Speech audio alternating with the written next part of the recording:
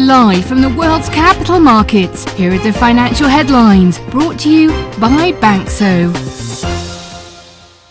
Hello and welcome to Tuesday's Daily Financial Digest.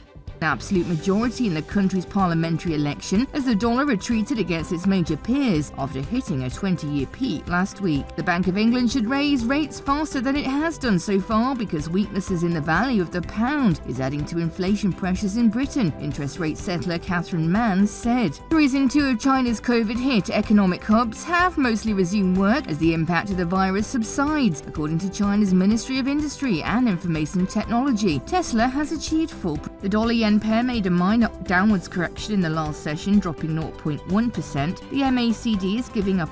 The Bitcoin dollar pair dropped 3.3% in the last session after rising as much as 2.0% during the session. The RSI, the gold dollar pair, traded sideways in the last session. The stochastic indicator's positive signal contradicts our.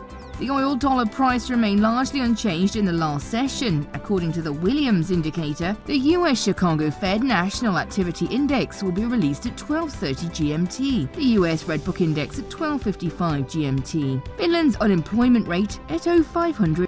The Eurozone's current account will be released at 0800 GMT, Japan's BOJ monetary policy meeting minutes at 23:50 GMT, and Australia's RBA meeting minutes. We hope that you've enjoyed Tuesday's financial report.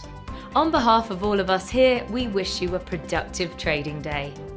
Be sure to join us tomorrow morning for the latest news and events from the financial markets.